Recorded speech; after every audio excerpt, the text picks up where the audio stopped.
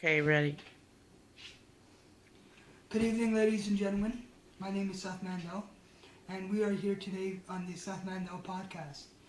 Seth Mandel podcast is a podcast that talks about many different topics, but tonight's topic is going to be featuring the comparisons and the positive methods in which Canada can use towards inmates to stop the recidivism rate of them in Canada. Currently, we have several inmates in jails, and a lot of them, even though they're innocent, they still have psychological problems due to the mentality of jails. So I'm going to be comparing today three separate countries: Norway, Canada, and the States, based on their recidivism rates and the way they go about positively affecting those people in order to rehabilitate them to society. So Norway currently is has the lowest recidivism rate in all the world at 20%. Firstly, Norway's incarceration rate is every 75 people. For every 75 people in jail, there's 100,000 that are not. And the recidivism rate, as I said, is at 20%, which is the lowest. In the U.S., there's more than, for every 700 in jail, there's 100,000 that are not incarcerated. And more than 70% of the inmates that are in jail, once getting released, they come back to jail within 5 years of doing their time. According to a 2014 study by the Correctional Services of Canada, offenders' population profile, about 8 of every 10 male inmates and 7 out of every 10 female inmates have previous convictions. And in a 2013 report, the stats were 9 out of every 10 male and 8 out of every 10 women. So, since Norway has such a positive method towards keeping their inmates from returning to jail, I'm going to discuss 2 successful programs they have in the Norway jails. Firstly, I want to introduce what their jail is. So their Supermax jail is described by inmates as the most humane jail in the world. It's called Howden Prison, and it's located in the central part of Norway. According to inmates, the sole goal of Howden is to rehabilitate those and by no expense cause them to have any harm. They believe that in Norway, the maximum penalty should be 21 years for any crime, and no matter what happens, every inmate is deserve a second chance. The Norwegian government believes that these inmates, even though they have made a mistake, it doesn't matter the type of crime, everybody deserves a second chance. And that is very much shown through the way the jail guards present themselves. They're fun, they're loving, they're warm, and they care about the inmates. There's no forms of brutality. Occasionally, if an inmate does act up, they'll put them in the hole. But the maximum that they'll put them in the hole is like 3 days. As you can see, this is very much relevant on a Netflix TV series, Inside the World's Toughest Jails, in which they go to this Norway jail, Howden Prison, and they show what life is about.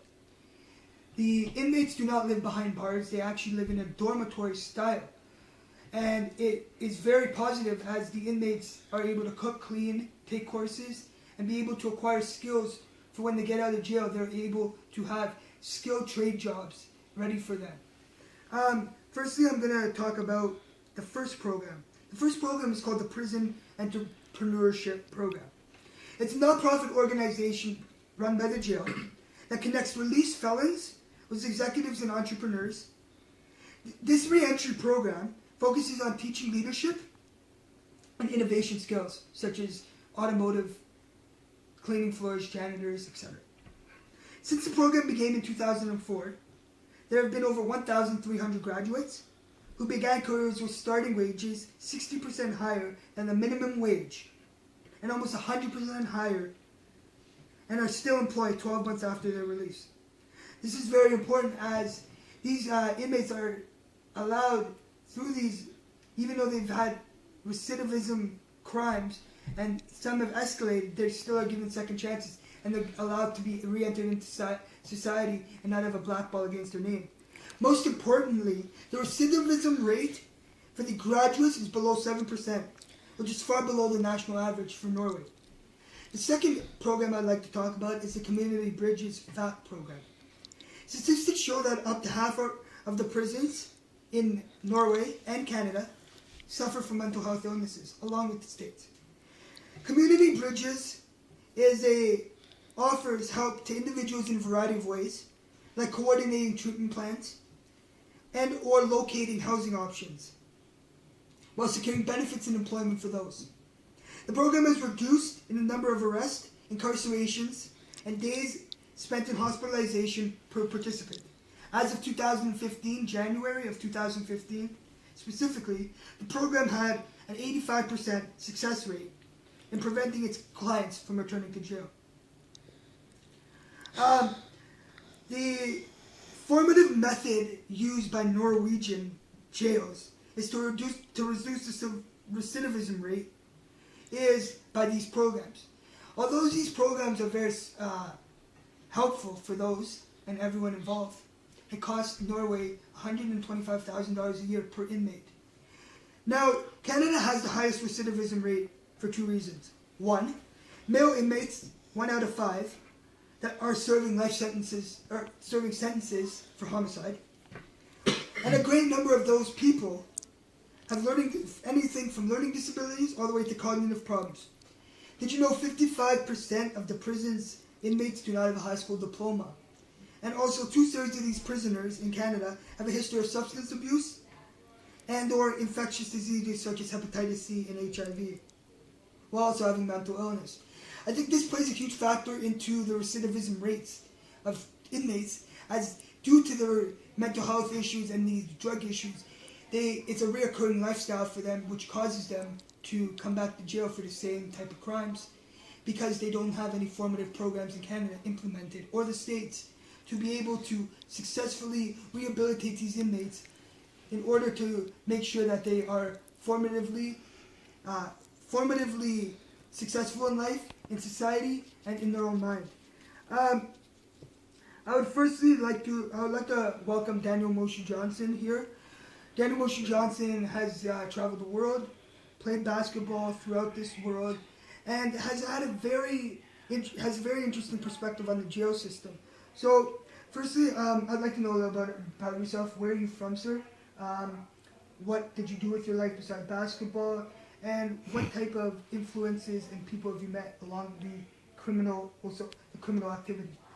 Well, first of all, I'm from New Orleans, Louisiana. I grew up in an area, in the inner city, which is an area that was plagued by crime, high crime rates. I had stepbrothers who were a part of the judicial system, and I've seen them endure process after process. I've seen judicial hearings and proceedings. And I was exposed to that at a very young age by seeing different people in the family having struggled at it, and also having people in the family that were on the other side as well. The court system, police, prosecutors, right. Things of that sort. Right. Living in many countries, so I have a pretty good scope on systems, arbitrary systems in different places. Also, I'm a citizen of Israel, so we have a very powerful arbitrary system in Israel. Right.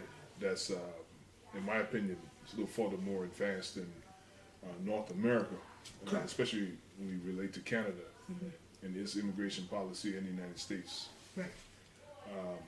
Yeah. So, have you ever been to jail yourself? No, I haven't. Okay. So, for the family members that were in jail, were they only in the States, or have you had family members in Canadian jails as well, or was it just mainly the States? Well, both. I have stepbrothers, as I mentioned, and cousins that have been in the system in the United States. I actually have a first cousin who's actually a warden at a very high-profile prison in Louisiana. Right. And here in Canada, actually my son is actually in the judicial system. He's been in the system for quite some time now.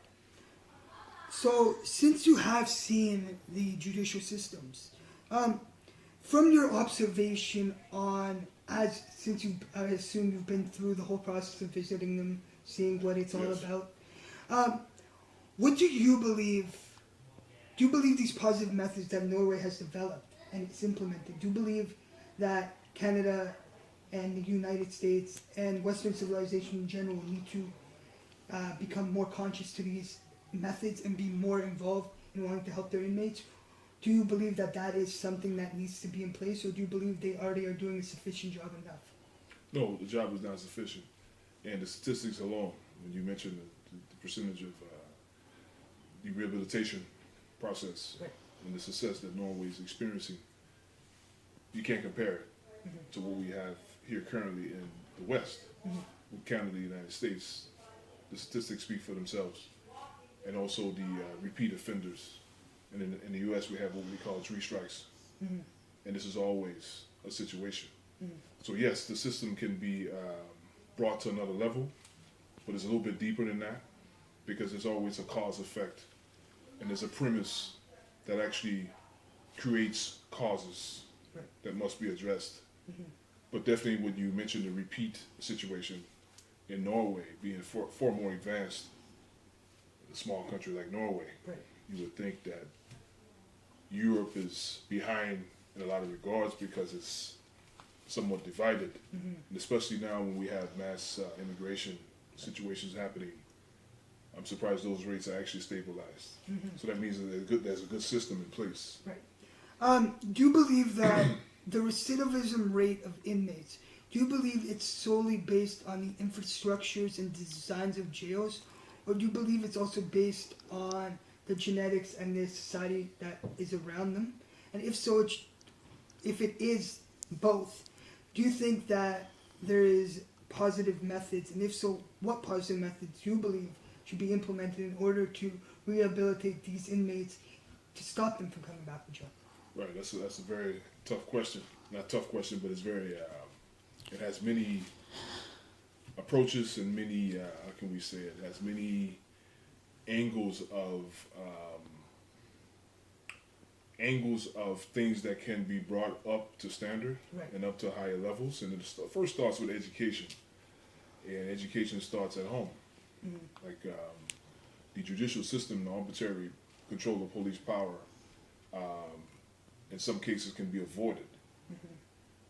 And in this case, if it was avoided, if those strong points were at home and we had stronger role models in society, and we had arbitrary power that was more cognitive of the need in the statistics, because we have to admit that there's a whole system that's being sustained with the negatives place. Correct.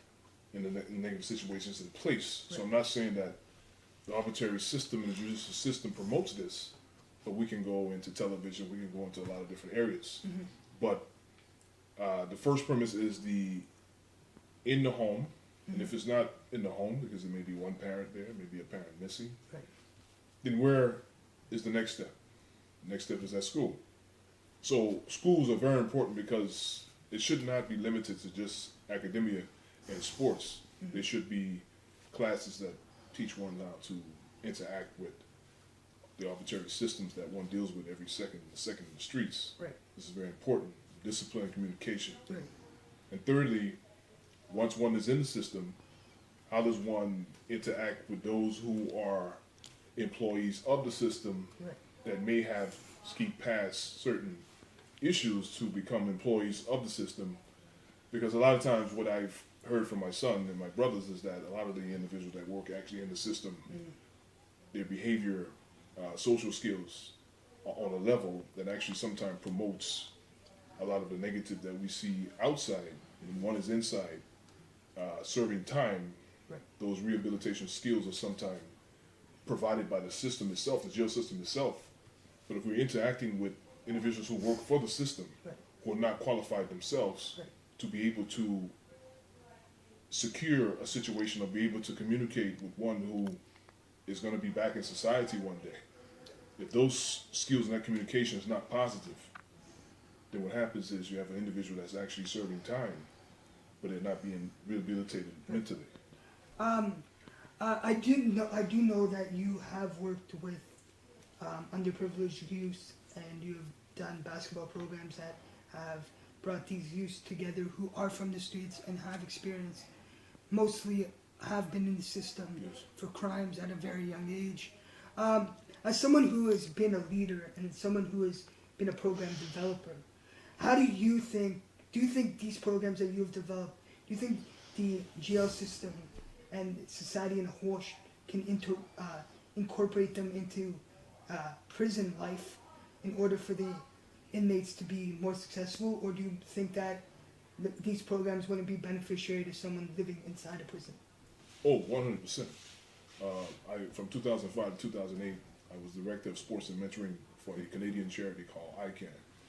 And ICANN was geared towards, at least my program was geared towards community outreach through basketball, because in my own interaction with basketball, I've learned that there's certain rules and regulations that are on the court that we can tie into everyday life, such as speaking, but the most important aspect is defense. What is defense? Defense is in a psychological approach, and also what I've linked with basketball in real life is that defense can be applied to anything that we do, but defense must be in place. Defense is trust, and what is trust? Trust is a fence. Right. So when you have a fence that's built around the subconscious mind, then one is shielded from a lot of negative situations we have in society. But that defense must be built on information that's protected, positive role models. This is very important, Right. very important. And what I found with my programs, I was able to reach over 8 high crime communities in Toronto. The McGinty leadership at that time had allocated, I think, about $5 million to organizations to be able to put those programs out there. Right. So my charity, we were able to access some of these funds. And we were able to reach a lot of youth in many areas. Areas that was shocking to me because statistics are different here in Canada compared to the United States. Right. But what I found is that the youth usually lean to negative images because the balance is tilting towards the system, Right. the arbitrary system. So why would one tilt to become an opponent against a foundation? Mm-hmm. That means the foundation is, I don't want to say weak, Mm-hmm. but the foundation is not interacting properly socially. Right. So if one doesn't respect the arbitrary system, why is this an issue? That issue has a first cause. Right. And that first cause is based in education, interaction, and social skills are very important because one in a position of defense must understand what defense is and be defended him or herself. So when they are receiving information from one who has not learned and they're affected emotionally, then the social communication breaks down. Thank you. So, from these programs and different methods that I've discussed, do you believe that the Canadian government has the ability to be accessible to these for the inmates? And if so, do you think the prison guards and the prison officials themselves need to have a more thorough training in order to be able to properly be able to teach and rehabilitate these inmates, or do you think it needs to be from an outsourced organization? Well, right now, I can tell you personally from my son, Don, he's in the system, and his situation is front of the appeals at this particular time. So he's been in situations where he relays to me the information that's and the experience that he's dealing with from the inside. Right.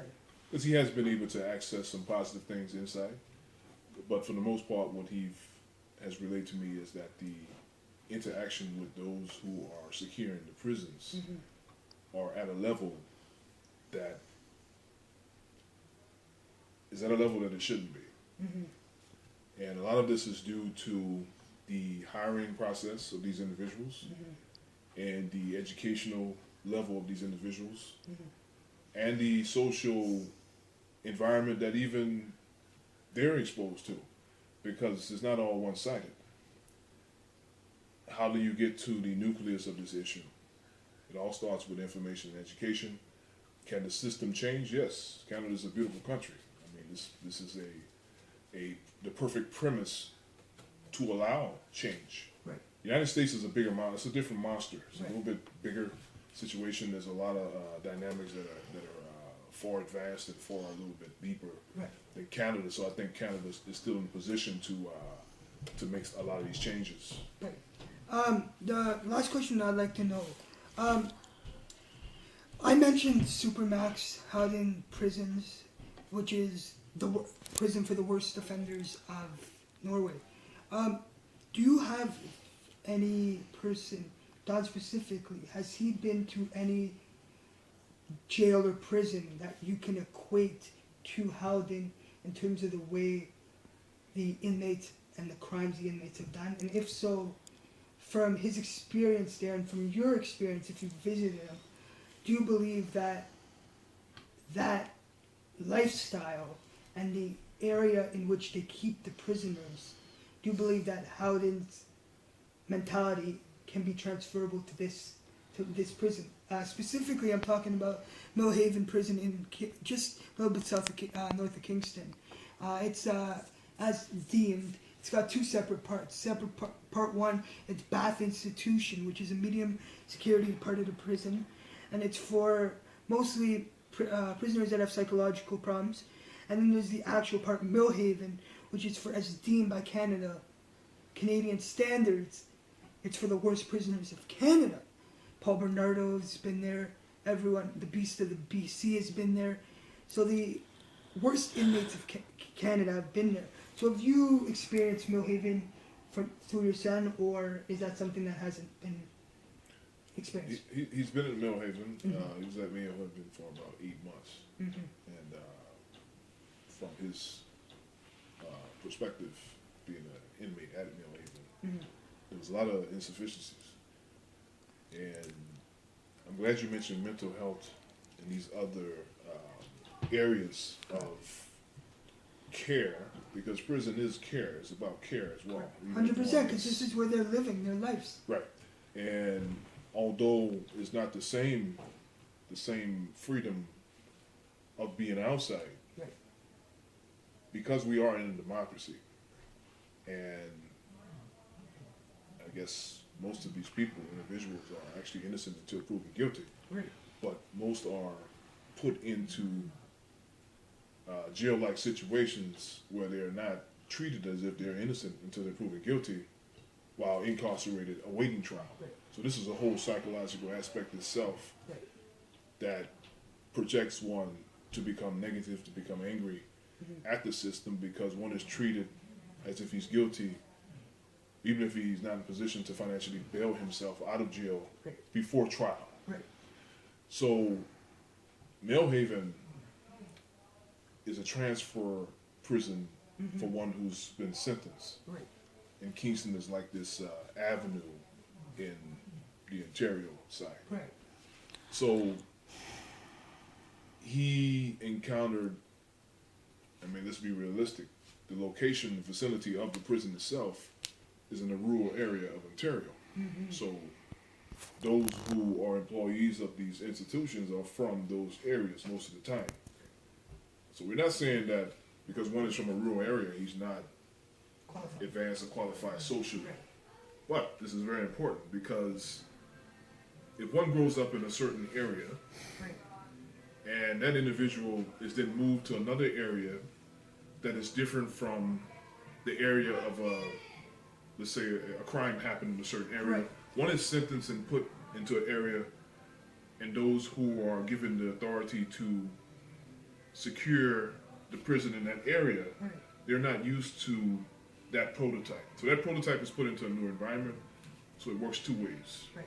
So if one is not trained socially, which means if we're going to have a legal Right. operating, rehabilitating system in an advanced North American country, then we got to be mobile. We got to be flexible. We got to be able to teach security, teach those who are in charge of prisons how to deal with certain individuals by moving them around. Right. Which means they have to be moved around so they can be adaptable. Right. Socially, which is very important for rehabilitation. If we're talking rehabilitation, Right. are we living in a Roman Empire? The one that's being locked away forever? No. This is a rehabilitation country, very lenient compared to the United States in their sentencing. So there's a lot of issues on the inside. I'm not totally talking against the system. Right. Because there is a first cause, and that first cause is the individual who are involved in crime, right? But the fact that we have a system of law Right. that gives the individual a second chance, then we have to talk about what happens in the interim time when they're being incarcerated. Right. That environment must reflect some kind of communication that reflects the social dynamics of a democracy, one contained, one not contained, but one where preparatory abilities that encourages one not to continue in the lifestyle that they that landed them in that situation. Right. And this is important that those who are put in this power to encourage deterrence Right. be untouchable in a sense, which means they're not moved by the social prototype or the stereotype. Right. And my final question to wrap this up is, as you can see, and it's very known, a lot of inmates who are denied bail for whatever reason, even when they do get out of jail, a lot of them do end up in jail back again, even if it's they're denied for murder and they get out in their 40s or 50s or 60s. When they get back into the system, a lot of them do end up back in jail. Do you believe that the rule of not everyone can apply for bail, do you believe that creates a deterrent and that creates an animosity and anger for those who are going to be living through the system? This is a very good question. The law in the Charter of Rights in Canada and the United States, the Constitution says that when one is charged for a crime or that which is considered against the criminal code, one is tried and one endures a process until trial. During this process, one is considered innocent until proven guilty.